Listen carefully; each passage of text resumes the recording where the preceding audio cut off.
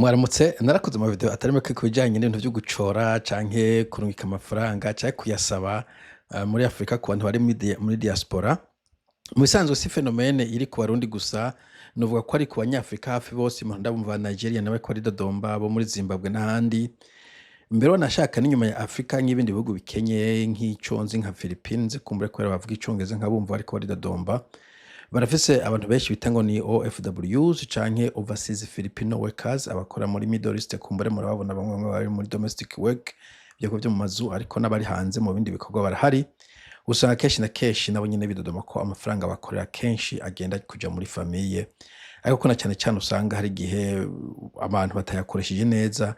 Ngumfashe nko muri Filipino nk'akaroro hakuntu usanga abagabo bagumye muhira bakaza barayanywa inzoga, abagabo nabo bariko barapagaza hirya no hino. Ariko rero nari numvise uyu muntu naza ko ari umuzahirwa, numva icongereza avuga mugabo ko bikose Afrique Centrale ari muri Canada. Ngize ntireka kumbure du partage ino kubera iri mu Gifaransa, nibaza ko audience yanje batari bakimumva Igifaransa, hanyuma kumbure tugire ico tubivuze ko nico tuhigiye. Iyi channel yitwa ngo Info Réaliste et Technologie.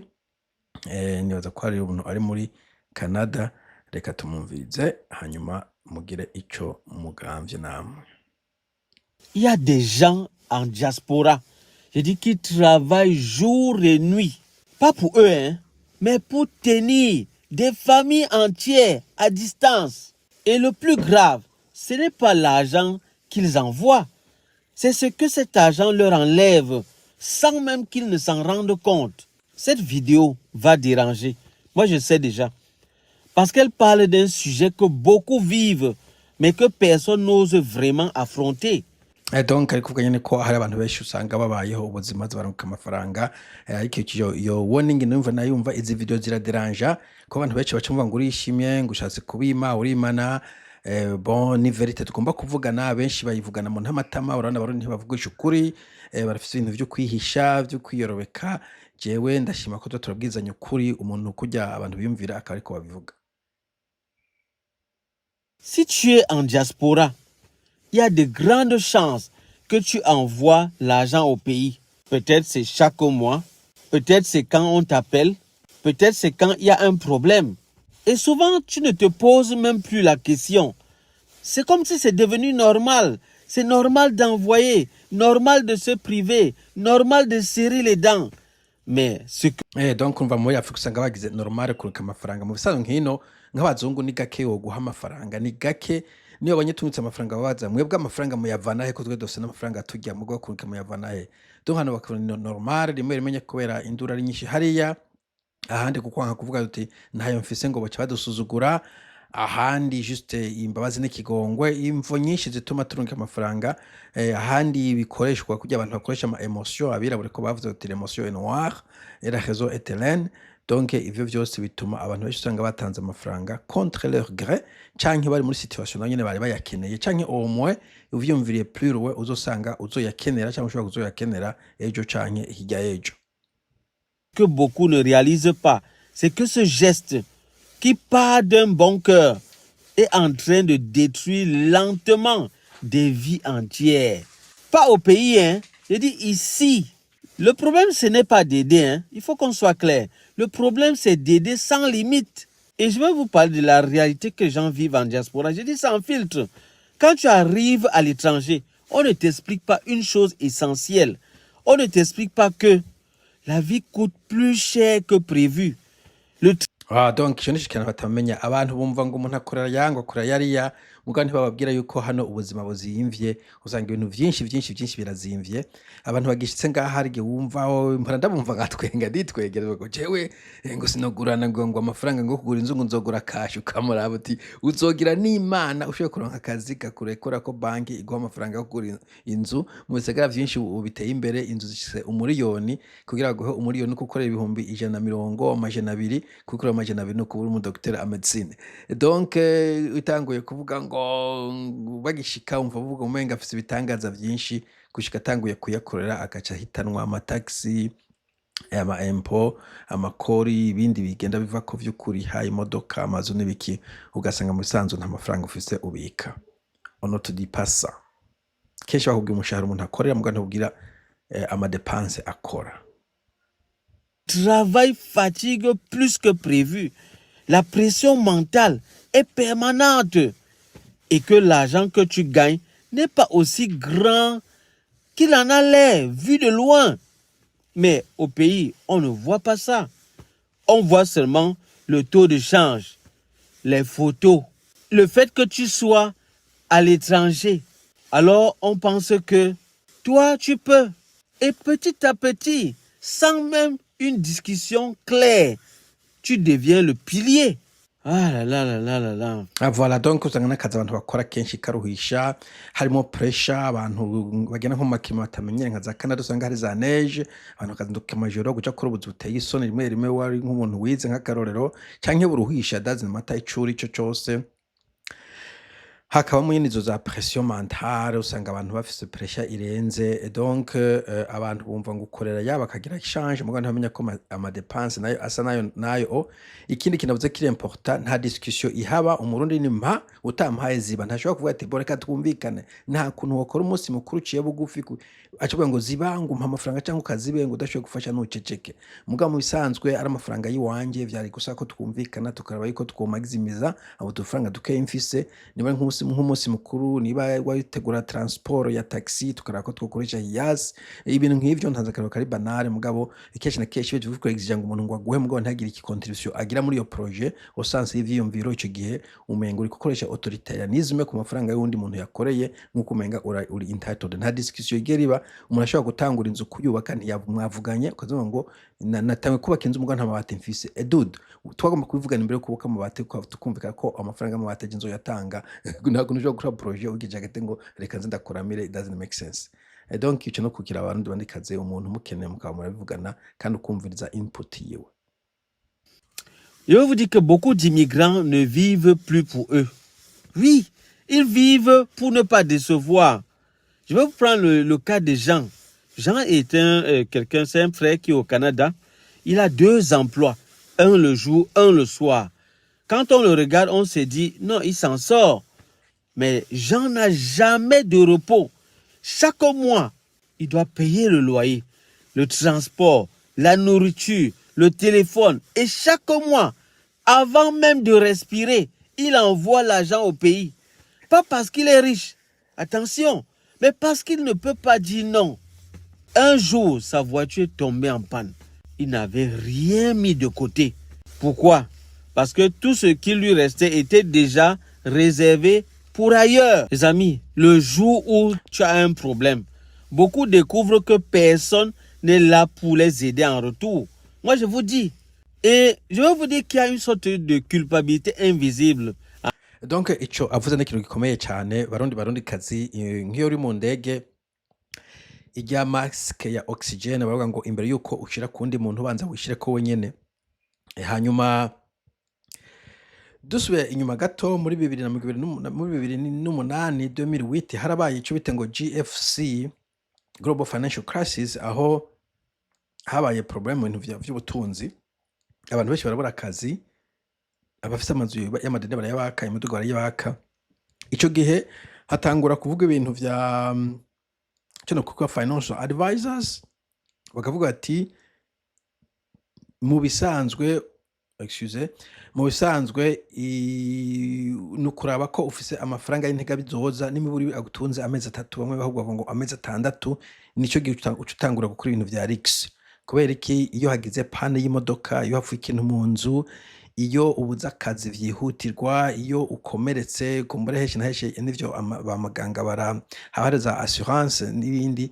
Mugabo hari gihe utabushoboye kuja kuri amafaranga ugasanga rufise nk'amadeni y'imizuga y'amazu n'ibiki kugira ngo yishure bikagorana, ugasanga urabihomvye gutyo. Donc bavuga ko utangure umenye uko hari ico wibikiye imbere yuko utangura guhereza abandi, kuko bishitse ukayakenera nta muntu aba ari hajya ngo akubailing out agufashe nawe. En diaspora. Parce que quand tu hésites à envoyer, tu entends parfois des phrases comme « Tu as changé, hein? Donc là-bas, maintenant, tu es bien.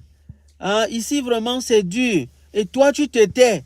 Parce que tu n'as pas envie d'expliquer. Parce que tu n'as pas envie de passer pour le méchant. Parce que tu te dis « Je vais encore faire un effort. » Et cet effort devient une habitude. Les amis, beaucoup vivent à découvert en diaspora. Non par manque de travail, mais par excès de responsabilité invisible. Ce que peu de gens osent admettre, il faut qu'on le dise clairement. Acha kari bababwira kabisa donc kandi ibintu cyo kuvuga ngo uri coupable ukumva ariko baragutuka ngo we ngo ntufasha abantu ntibafashanya kuki wowe ushaka hagiye mpindura abantu bavuga ngo bango babanaka ntibafashanya noneho kuko ushaka kujya mu bafashwa ntiwishyuye kuri utuguti naje nta muntu ndiko ndafasha kuko cyo gusanga nk'umuntu sepa afise akazi Burundi yego niba akazi kenshi ntigahemba menshi mugabo hagaze ndagusumbya ko mbura umunyayuga ari karema haya ruguru kubera ko utibuka gufasha bari batoyi wowe kandi bari hejuru wango ari bagufasha donc bijya byo kumva ko ufise responsibility gufasha abantu umwe wese naguma araba inyuma yiwe abashobora gufasha ntaguma araba hejuru abo mufasha kindi abantu bagira creativity akaja kurondera ikindi kintu cyo mutunga agatungwa n'ivyo afise telefone ya make irakoreka mu gihe utafite amafaranga kugura phone iri fancy kiraza kuza amafaranga kugura indi telefone cyangwa ukabaho utayufise anatanda ko uyarondera ariko na cyane kumva culpability sinzi uwundi muntu yanyandikinga kuri Facebook ngo aramugane baca ngo mu diaspora ngo adacora yo fumasubiri wabo ahubwo umurundi wowe uri gucora genda naho hanze yakorere ko umva meze uko umuntu agiye hanze nabagiye kugukorera abagiye gukora famille yiwe no gukora kazoza kiwiwe ifopa ko abantu expectinga ibintu amafaranga batakoreze none ndakumbwira ngo urabona ngo hiyo ngo mukoreye naya no that's not your business kaza ko hari umushara wanje ajayo nkorera yo nkoreshi ako iyo si business akazi kawe kiretse niba mu kugenda twaravuganye mu mutaye yo kujayo ninunguka nzoza ndaguhuku nuku sino umuntu yikutiye amagendera agashika hanze akayakorera yayata mu kuzimu yayokeshiye ibigori it's none of your business kirazira kutangura kubara umushahara utakoreye okay. Dans beaucoup de familles, l'aide est devenue une obligation. Moi, je vous dis, la reconnaissance a disparu. Très bien. Donc, umenga ni obligation, umuntu kamuha ngo tungo ni dukeyi, cyangwa ukatera ko avuga ati wakoze rekada akumva kumenga uri obligé cyangwa kumva ngo banaka bahenaje numpe uwo muntu yigera shima ni nkuwo yavuga ngo mukoreye nangu umuha 50 ntacu kintu kinira ubuhomvyo umuntu ashima umenga ni ntuze ni devoir d'ailleurs nko mu bazungu niyo wishyuye ideni jewe ndafite amadeni menshi iyo ndayishyuye barandukikete thank you for paying the dollar wakoze kugishura so no stop kumva kuri entitled kumva ko ufite ububasha uburenganzira kukuya kundi mugabo yavunikiye. No ways. La dépendance s'est installée et plus tu donnes, plus on attend. Moi, je crois que aider ne devrait pas nous détruire. Ok, très bien. Dependance nayo ni ivyo mubona muri Afrika haba muri politike hejuru y'abantu basanzwe twaratakaje creativity donc ubona amaleta yose n'afite nzahabu yiteze gufashwa n'abantu bo hanze no mu mafamiye nuko biri no mu bantu nuko bari usanga umuntu yicara akandika amazina y'abantu bose afite bari hanze kugira atanguye gucora akora ikintu runaka aho utanga kuyumvira ubuzi yokora mu gisagara kugira ngo aronke amafaranga canke ikintu yogurisha mu mapatrimoine afise canke ukuntu yo bararindiriye ko ibindi bizoboneka birambabaza iyo numvise umuntu ariko ari dodo ariko arigamba ngo nabuze ikingo nashira gisaba naka bajya abantu mu gisaba kenshi na kenshi baba kubera iki kubera bumva ari devoir familiale dufate nk'akarorero niba uri umuntu ukuze ufite imyaka 60 akaba ari umuntu wafashije kwishura amafaranga minone bari trimestre imwe ashobora kumva ko agufitiye ideni umusabye akaca guha mugata ruko yafise ariko yanse kuvuga uti umubwira ngo ni ntashima so gucuguma umuremereza nuko utazi realite iri muri Canada muri Australia muri New Zealand muri USA abantu b'impunzi benshi la majorite bagiye nk'impunzi nta mafaranga bafise kuko ntayo bakorera amafaranga mu bihugu nk'ivyo abantu bakora amafaranga ashika 150 n'abantu babize amashuri akomeye nayo nyene sero gisagara umusanga dakwiye hanyuma wiyumvira muri kazoza abantu bagiye gusaza uzosanga bitoroshe donc kirazira mfite ko ugaza ngo hari amafaranga yuzuye na cyane ko utangura kugiritinga abantu ukamenga gufitiye ideni. La question que personne ne se pose c'est ceci: est-ce que je dois aider? Non. Mais la vraie question est plutôt jusqu'où je peux aider sans moi-même me détruire? Et cette question, beaucoup ne se l'autorisent même pas. Oui, je vais vous expliquer dans la suite comment l'aide devient progressivement un piège et pourquoi il est si difficile de poser des limites. Et aussi comment beaucoup se retrouvent coincés sans savoir comment sortir de cette spirale. Je vais vous montrer le processus jusqu'à ce que ça commence à déraper. En général, ça commence généralement bien. Ça commence propre. Ça commence toujours avec de bonnes intentions. Donc tu arrives à l'étranger, tu galères, tu travailles dur. Et un jour, tu peux enfin envoyer un peu d'argent au pays. Je ne dis pas beaucoup, hein, juste pour aider. Peut-être pour la nourriture, pour les soins, pour un petit problème ponctuel. Et au début, ça fait du bien. Tu es vraiment content. Tu te sens utile, tu te sens responsable et tu te dis, bon, au moins, je ne suis pas venu ici pour rien. Mais le problème, ce n'est pas le premier envoi. C'est ce qui va venir après. Au début, c'est occasionnel. Une fois par mois, peut-être pour ce mois-ci, et peut-être le mois prochain, ça sera peut-être 2 fois. Puis doucement, ça devient régulier.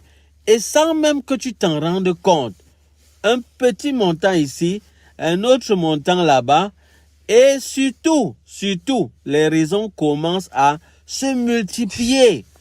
Ah là là là là là là. ya donc kuva ko bitangura gake gake 10 hajya 100 hariya 20 hariya 40 hariya umunyeshuri ingwara itelefone iryinyo ijisho ukuguru ugaca usanga buri munsi ujya muri inbox ujya ani mpaka ngurana ntazo yagusubiza gusa n'ingurana kumva kugira ngo akuryoharyoshe ugaca usanga ugiye uravyishura yes wosanga nawe atakintu usigaranye ndabamenyeshe nk'uyu ubona yicaye ngaha mu muduga hariho imvo sinzi umuntu yeze kumbaza kubereka nko nakora amavideo mu muduga siko nabihagaze gake impamvu ni nuko nta mwanya mfise wo kwicara muri office ubu ndashobora kwicara neza kubera turi mu buruhuko nta mwanya mfise wo kwicara donc nta mwanya uhagije mba mfise mba ndiko ndaja ku kazi mva ku kazi nja gutora abana nshobora gutora njana kavuga nteka nkoreshe uyu mwanya hanyuma nk'uyu ushe gusanga aba nk'ahantu dufate nko mu nzu basangiye ari abantu arasore batatu bafise basangiye icumba ari babiri cyangwa ibintu nk'ivyo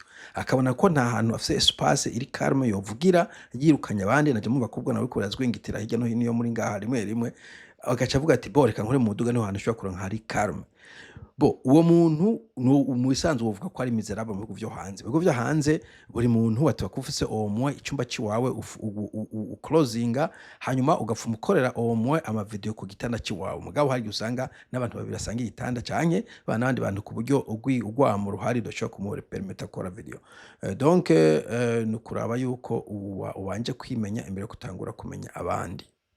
Les amis, au début c'est la santé, l'école, la nourriture, des choses sérieuses. Mais petit à petit, ça devient d'autres raisons. Après, on te dit maintenant que non, le loyer a augmenté. Le commerce ne marche pas. Le champ n'a pas donné. Le voisin a réussi. Pourquoi pas nous? Et toi, tu écoutes. Parce que tu sais d'où tu viens. Ok. Parce que tu sais ce que c'est manqué. Parce que tu te dis, si j'étais là-bas, on m'aiderait aussi. Mais à partir de ce moment-là, l'aide commence à changer de nature. Donc ivyo navyo birumva hagiye haba emergency n'ivyo vy'amagara n'amashuri n'ibiki mugabo uko buce ko bwije usanga abantu baza amabezo menshi cyane mva ivyo vya loyer ivy'inzu gukotesha nk'uwo muntu wumva umuntu akotesha inzu imurengeye wakwiye kuja kurondera inzu yaciriritse commerce urudandazwa ngurana umutahe umutahe ugasanga urahomvye jewe hagiye murambwira umuntu umwe rega twebwe n'amafaranga tunika mu Burundi tuvomera mu kiva urasubira inyuma karaba urungitse imyaka irenga 10 n'ingaho karaba ikintu wakoze kikabura n'umunyeshuri uvuga ngo nakayashoye kwiga ugasanga yabuza akazi na nyuma ngavuga mvome mu kiva ko encore après graduation acyakurondereza ko amafaranga nibi vyo kuraba voisin urumva umuntu ngo ajanye abana biwe muri privé wambwiye ngo public ngo urabona ngo nabo kwa naka bari muri privé dude kirazira ko ufata risk ku mafaranga abandi bantu bakoreye ufise udafite amafaranga kujana abana muri privé cyane muri public there is no other way kirazira ko usoma amafaranga kujana abana muri privé mu public ari y'ubuntu sasa uko no kuba uri kuraniga abantu twese ama privé ngahara hari fence nta mafaranga ntabana turungika abana amafaranga dufite ko yuko barungikayo donc usanga harimo ibintu biri anuya ku buryo hari gihe je nagitanga uvuga ndi umwana muri zina kugura utozi nubwo habaye urgence hari ntamenya ko ari urgence et en effet kuko twabivuze kenshi iyo no kubanza kwishira ko mask imbere kwishira ko mask abandi. Ce n'est plus une aide ponctuelle. Ça devient maintenant une attente. On ne te demande plus. On compte maintenant sur toi. Et parfois, sans te le dire clairement, on construit des décisions en partant du principe que tu vas envoyer. Aïe, aïe, aïe. Voilà, donc hagera igihe abantu bakarindira yuko bakaba bazi neza yuko ashobora gutangura kwuzura inzu ko uzomuha amabati, nk'ivyo navyo nyene akavuga ati jewe umwana wanje nzomujana muri privé ntafise n'urukuta s'il vous plaît, muga kensista tumaranje kuja muri privé imyaka 4 kuri kaminuza muri privé, azi ko buri mwaka hari uwundi muntu wo hanze ata nico bafana sometimes, muga nubwo muba mugifana azoza arariha ayo mafaranga buri mwaka, ibintu nk'ivyo ukasanga en tout cas sinzi ko hari ubwenge bwinshi bw'abarundi bafise, ivyo bintu vyo gukora projet nka jewe abantu bari hanze nta kintu na kimwe bashobora gukora utabanje kwicara ngo upange urabe ko gihuranye n'umushahara wawe canke ko ibanki ishobora kuguha ingurane imeze nk'iyo kandi kuzoshobora kuyishura. Ivyo kuvuga ngo uriko urapanga ngo reka ngure private jet kubera nkunze private jet canke kubera Bill Gates ayifise, udafise amafaranga yo kuyigura ngo nzoza ndatoraguza ncoreza hirya no hino abazungu bafise menshi, forget. C'est là où ça devient chaud. Hein. Et le jour où l'aide devient une attente, les amis, ça veut dire que ce n'est plus une aide. Tu le sens, mais tu n'oses pas le dire. Parce que dire non, c'est vu pour certains comme être ingrat. Dire non, c'est provoquer des tensions. Alors tu continues. Même quand ça te fatigue, même quand ton budget est serré, même quand toi-même, tu vis à crédit. Et c'est là que beaucoup commencent à s'enfoncer. Et dit même sans s'en rendre compte. Je vais vous expliquer la pression invisible qu'il y a derrière. Il y a une pression dont on ne parle pas. Donc urumva ko hari ukuntu bigora kuvuga ngo no. Ku mpamvu ko abarundi dukunze kuhendahendana, ahandi nk'uko nabivuze ugashaka ukumva naka kumva nayo yagufashije canke yari kugufasha, je ne sais pas. Ahandi abantu mupfana ibintu, ahandi nyene kwanka ko bagira bagusuzugura ngo uyu muntu amafaranga afise, ugasanga bariko baja kuri pression nk'uwo nyene navuze kugira ngo bashobore gusatisfeza abo bantu baguma bavuga ngo mama. Biragoye en principe kuvuga no ku bantu benshi b'iwacu, naje rimwe rimwe muri jambo mvuga nka ceceka canke nk'ivyo. On ne parle presque jamais de ça.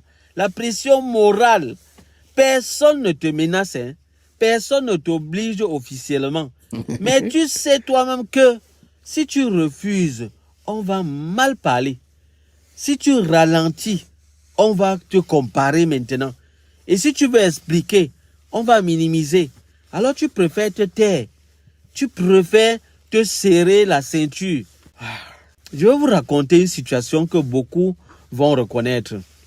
Un homme de la quarantaine, il est au Canada. Il travaille dur. Il dit, il a 2 emplois. Il ne vit pas dans le luxe. Hein. Il dit, il ne vit pas dans le luxe. Chaque mois, il envoie l'argent au pays. Ce n'est pas énorme, hein, mais régulièrement. Et vous savez ce qui s'est passé? Là-bas, on s'est habitué. On a ajusté le niveau de vie en fonction de ce qu'il envoie. Un jour, il tombe malade. C'est là où ça va commencer. Il ne peut pas travailler pendant quelques semaines. Il essaye d'expliquer. La réponse qu'il reçoit, vous savez ce qu'on lui a dit. Mais toi là-bas, tu gagnes quand même plus que nous. Je ne sais pas. Hein. À ce moment-là, c'est là où ses yeux ont commencé à s'ouvrir. Les amis, personne ne voit les charges que lui il avait. Son stress, ses dettes, son épuisement. On voit juste ce qu'il envoie. Voilà, donc karavuga nk'umuntu afite imyaka 40 mu bisanzwe ukiri kurakora ku mafaranga udafise n'imiburiburi ibihumbi sepa kumbure ijana wabisa ahantu ufite imyaka 40 buryo bitangiye gukomera, utararonka inzu yiwawe bitangwa gukomerana kuko ubu uriko wegeza imyaka gusaza, uri kwegeza imyaka amfete akazi gaheze kuronka kandi bigoye ukuje nk'imyaka 50, nivyo bita peak of your career, ukwije iyo myaka 50 40 utangura guhembwa amafaranga menshi arengeye ayandi yose, hanyuma utangura gukoroka gake gake kubera ntugise za nguvu n'umwete wo gukora gutyo. Hanyuma umva umuntu akora ubuzi bubiri, ubuzi bubiri buravuna umugongo, no kuvuga ukora amasaha 16 kakazi kino yoza akazi kamwe amasaha 8 kenshi na kenshi ushizemo ayo transport n'amasaha 10 gushira ko ari ubuzi bubiri nk'amashaha 20 ujya amasaha ngahe, très difficile. Bon, hanyuma abantu rero bumva hariya bacatangura guhindura yuko ndavuze bakaranguka abana babo mu privé kuko bazi ko ari umureka ng'amafaranga. C'est très ridicule nk'umuntu yumva kujya n'abana muri privé ko ari nazo mu ng'amafaranga. That's très ridicule. Ese turi ko yasaba abantu b'impunzi bagiye ejo bundi nabo bafite abana biwabo bariko barastruggling uko nyene. Ariko na cyane habaye urgence ntukore. ugira imana ntufise amadeni kuko bokumanika kuko amafaranga leta iguha ni amafaranga juste kugira nturare mw'ibarabara uravye nabi no mw'ibarabara wona araharambere wona nshaka ufise famille ko ntashobora kuriha rente mu gihugu nka Canada mu bisagara vyinshi donc nk'iyo utagira tubika duke kugira ngo twintega bizoza umunsi wagwaye canke udashoboye gukora ku mpamvu niyi uja kubura akazi biragukomerana. Diaspora, les amis, aider les gens qui ne connaissent plus ta réalité. Mais c'est mauvais, hein? Parce qu'à partir d'un certain point, tu ne construis même plus pour toi. Et tu repousses même tes projets. Tu retardes ton équilibre. Tu travailles juste pour tenir. Tu travailles pour te maintenir. No, don't do that, okay? Ntukore ivyo bintu mu ba diaspora mwe ndaguhanure wowe ukazoshika i Burayi ikintu ca mbere uzoshika uzogire equilibre yiwawe. Okay? Sinzi definition yo equilibre mugabo kirazira ko udafise nk'amafaranga gutunza ukwezi ko urungika amafaranga ahantu na hamwe iyo ni riske uba ufashe ejo bundi iyo susi y'amafaranga iheze ega ndavuga ngo nayo mafaranga leta ihemba rero ndakubwira inkuru yashitse undi mugabo abangaha vyaramushikiye afatwa n'ibintu bimeze nk'intandara ku kazi sinzi ibintu yononye ku mashini baramwirukana hanyuma yiziswa kumufata bane ibintu bimeze nk'intandara niko vya bimeze birasubira bimufata baragunga umukari gutwaza imodoka akora accident agira imana mugabo nta wapfuye nta capfuye mugabo police iramubona bamuha driver's license no bagutwasha ntuze permis de conduire n'akazi karagoye kuronka hanyuma acagenda muri sociale kurondera amafaranga ya unemployed kurondera amafaranga bita ngo ni ya sinzi ukuntu bayita ya disability donc iyo umuntu agwaye disability y'ubumuga nabo bacavuga genzo n'urupapuro kwa docteur amupima arabona nta muhenga nta kintu mbona gwaye mugabo deja amaze gufata ku kabiri episode zo ku kabiri ku kazi baramwirukanye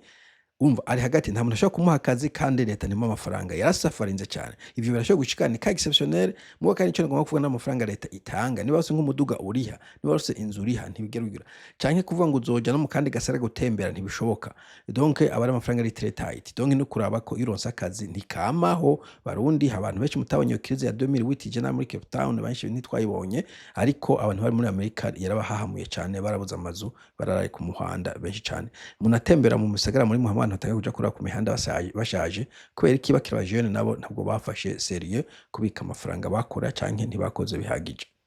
Mais tu n'avances plus. Et c'est là que la frustration commence. Et dit pour beaucoup, tu te demandes, est-ce que ça vaut vraiment le coup? Jusqu'à quand je vais continuer comme ça? Mais ce qui est dérangeant, c'est qu'à ce moment, certains ne disent toujours rien jusque-là. Et c'est le plus grave. Le plus grave, c'est que beaucoup vivent ça pendant des années.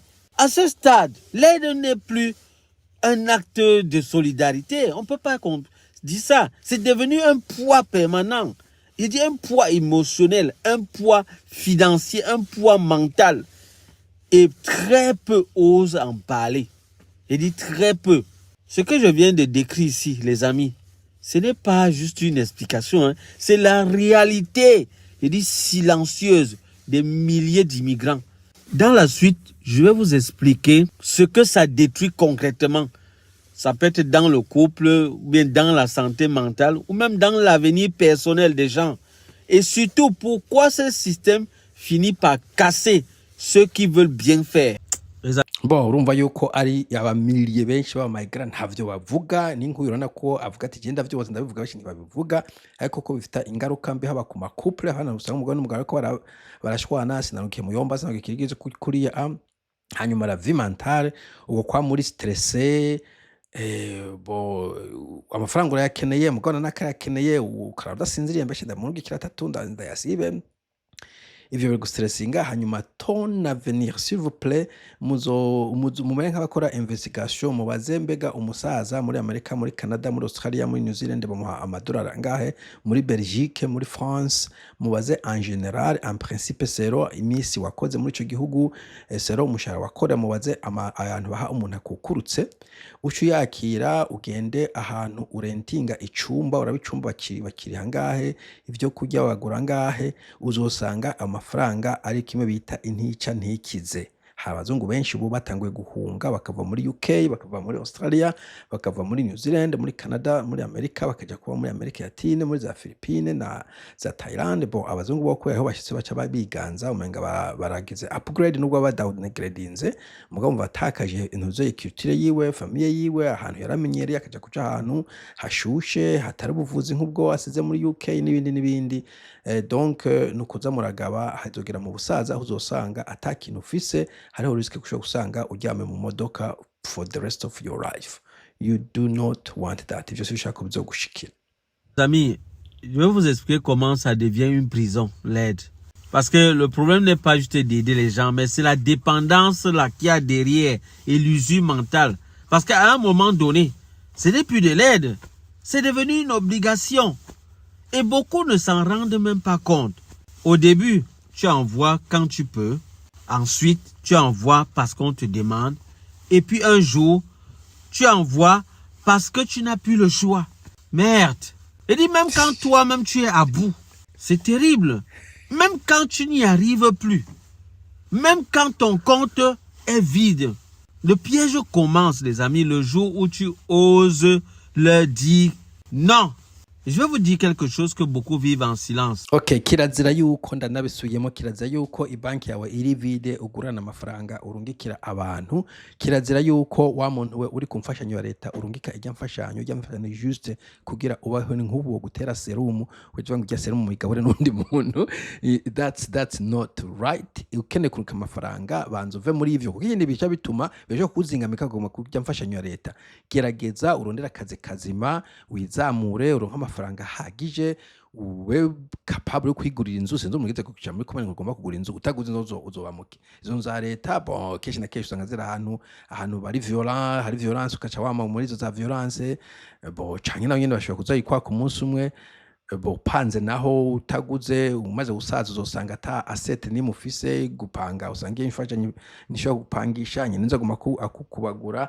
Gerageza ubanze wizamure kwanza, wifocus nguzibira amatwi kabisa, ufokazinge kuri wewe, hanyuma umaze kuzamuka nishobora gufasha abandi. Uravye aba philanthropist, abantu bafasha nibajya ba Bill Gates, nibajya ba Zuckerberg, barabanje barafocusinga, barubakaza Microsoft, za Facebook, za ndagutakiye, hanyuma barose amafaranga hagije bagiye kurutera ngo bwate buto urashobora kuja gufasha kwa mfantoro yakuri. Kiraza gutangura gufashisha umutahe, gutanga gufasha umutahe no kuvuga ndusura ntuzotera imbere uwo mutahe ukironka ugishika bajya no mutahe, nubwo atamutahe ngo ucuruza cyangwa kubaka Facebook cyangwa Google cyangwa Twitter, ushobora kugenda kwishure ukiga sudire, ukiga ikindi kintu, ukaronka akazi kazima komsa ugatanga mu nyungu, ukantutange mu mutahe. Quand tu es à l'étranger, on suppose que tu vas bien. C'est comme ça. Même si tu travailles la nuit, même si tu cumules 2 jobs, même si tu ne dors presque plus, pour eux, si tu es là-bas, ça veut dire que tu peux. Et cette idée-là, elle te colle la peau. Je vais vous expliquer l'histoire d'un autre frère en France. Il vit en France depuis 8 ans. Il travaille dans le bâtiment. Il n'avait pas un mauvais salaire en tant que tel, mais son travail était trop usant et trop physique. Au début, il envoyait de l'argent pour aider sa mère. Puis après, c'était pour ses petits frères. Puis après, pour l'urgence médicale. Puis après, c'était les frais de scolarité. Un jour, il s'est rendu compte d'une chose. Il travaillait pour tout le monde, sauf lui. Il dit qu'il n'avait rien mis de côté. Pas de projet, il n'avait pas de projet, il n'avait même plus de sécurité.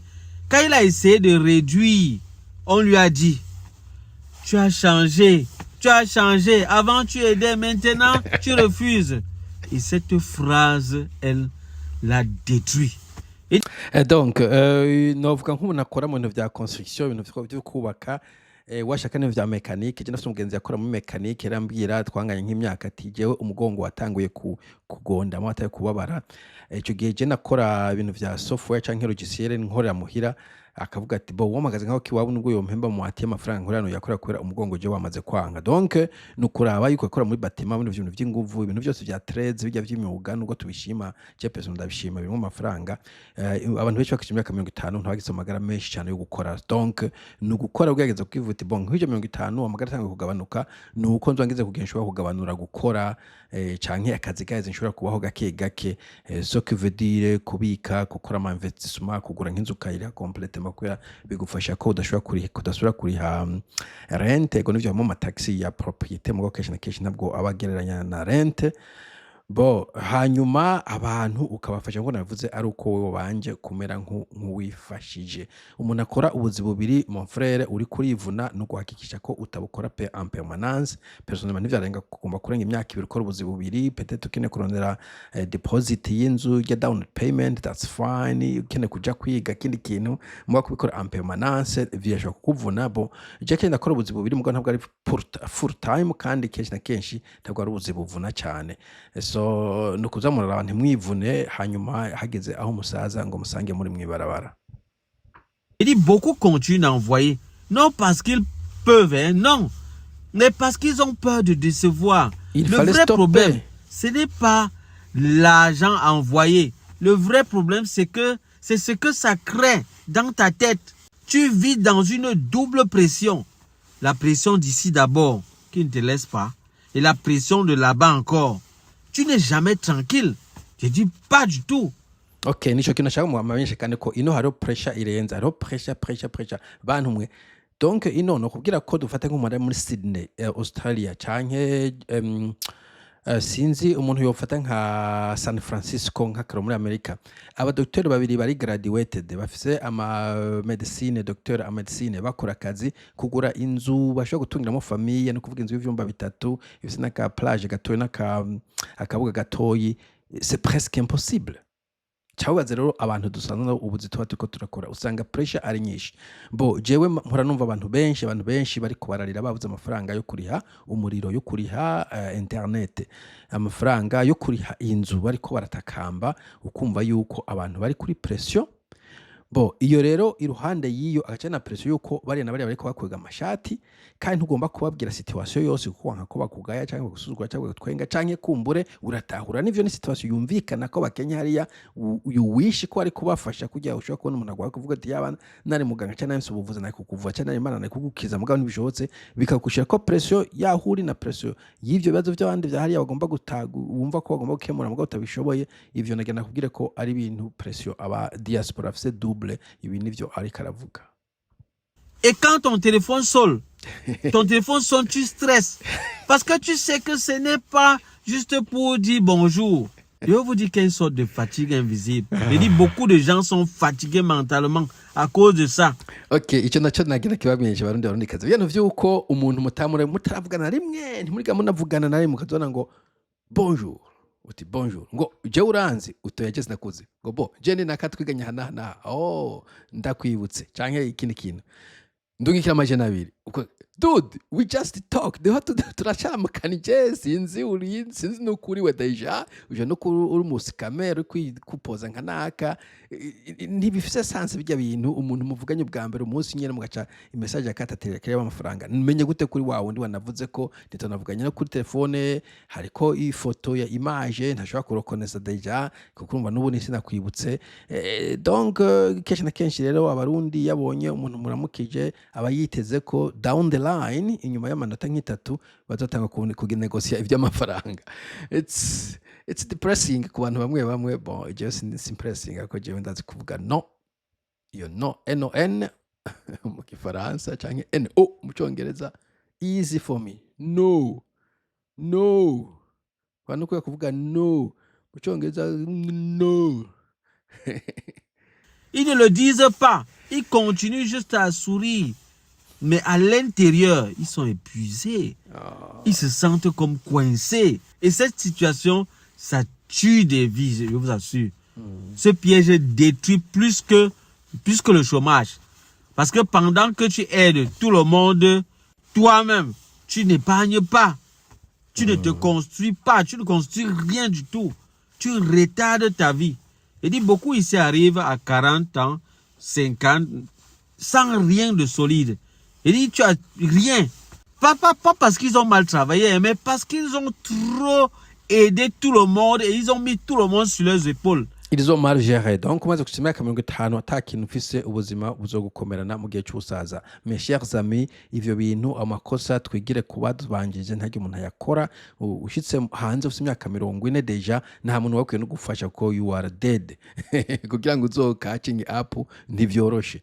Bo ariko icyo cyo cyose utangukiza imyaka 50 ukabona ntufise amafaranga mugende kuri internet mubaze umuntu w'imyaka 50 wese ko afite amafaranga ahe ijya bita nka siko yita KO401 muri USA mubaze yatuko ko afite mangahe usanga ari nk'amadolari amajana ngahe arenga hafi ibihumbi umuriyoni gutyo investissement watuko ko waraje kuri inzu yawe ibintu nk'ivyo mugabo kubera turi impunzi kubera tuza dukuze kenshi na kenshi usanga ivyo bintu ntabwo urabishika ko mugabo don't give up kuko urumva ukuzo yuzo ufise yose azogufasha gusumbya ko ufise zero donc no kuraba ko utanguye kwifasha kenshi na kenshi nkuko navuze amafaranga y'intango ushaka kuyakosha nka investment n'imbaraga ko uwiga ibintu nk'ivyo kugira ngo urabe ko woba mu bantu bafite umushahara utubutse kuko ushobora kugira épargne ari uko ufata amafaranga meza. Prenons le cas de Aïcha qui vit au Canada. C'est une mère célibataire. Elle envoie l'argent au pays depuis 6 ans. Et quand son enfant est tombé malade, elle a hésité à demander de l'aide. Vous savez pourquoi? Parce qu'elle savait que tout le monde comptait déjà sur elle. Elle m'a dit une phrase très forte. Je suis devenu le parent de mes parents. Ça résume tout. Je ne sais pas si vous voyez. J'ai dit ça résume tout. Mais quand l'aide devient automatique, mais elle devient un piège. À ce stade, ce n'est plus une question d'argent. C'est une question de limites, j'ai dit de limites. Mais poser des limites quand on est immigrant, c'est extrêmement difficile. Hein? J'ai dit c'est dur. Parce que quand on te rappelle toujours.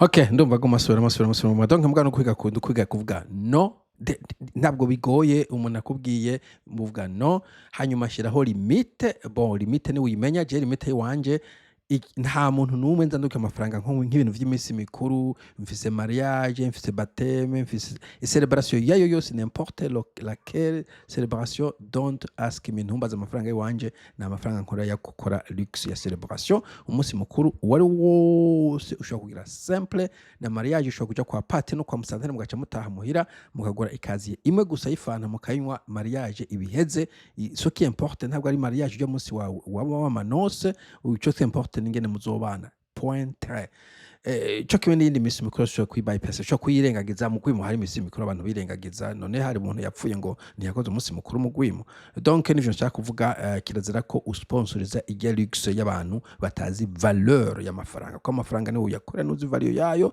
ni urari joro kora buzibubiri je nkuru buzibubiri nta muntu n'umwe no ifaranga ubuzibubiri diwe nk'ubwo buvuna bo ico gihe kameme yaba ufise amafaranga yo gukora wokora akazi kamanyu mukaruhuka buryo ubuzibubiri n'akazi kamwe usanga kakuvunye donc nico nshaka kuvuga dukeburana abantu muri diaspora surtout nimwe nobwira kuko mu Burundi uyamurungikiye bon nacu yandugikiye no yakira s'il vous plaît nacu umuntu afise amafaranga babantu batangura gutukana ahubwo ntuntuke ndumbaza account number ndayiguhe uyandungikire end of story donc wakira we nta kibazo mumuteye mugabo uyarungika hari usanga winize kandi ukinigira abantu bo batariko bariniga ugakora effort abantu badashobora gukora effort hari abantu benshi usagisha stinga ikintu dukorana kino kintu nzoguha umutahe utangure gucuruza ibiyeri hanyuma twunguze tuyagabure avuga ngo urumva ngo ushaka ndakubera umukozi dude uri kunsa amafaranga ndikore kuntu twokora amafaranga twakora hamwe none uri kugira amakadagade gani ngo ushaka kumbera umukozi genda ubu umukozi wundi muntu hanyuma ukora amafaranga yawe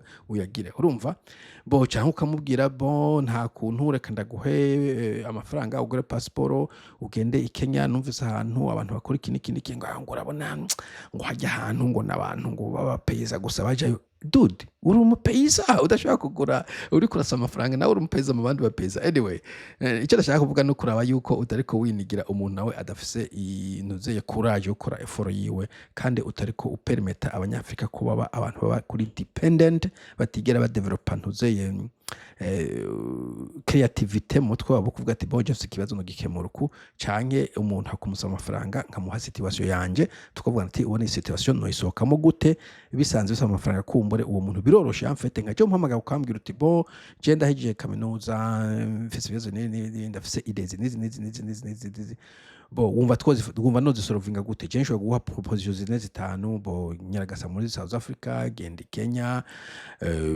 kuri inkoko ucuruze, dushobora kuvugana ibintu bitanu, hanyuma turiko turavugana nkavuga nti iki nico mbona gifashe neza, hanyuma tukahabuza amafaranga akatuvugana ingene amafaranga yoboneka. Mugabo Murundi we ni ngomba gukora iki canke ngomba yonge canke mpa amafaranga kandi ucu kaziba canke ukazibe sinkeneye ibitekerezo vyawe vyo nina turabivize we udafise amafaranga ntuceceke mico gihe je njamete mu kaziba. Anyhow, mugira umunsi mwiza dosubira, bye bye. No munsi muramitana.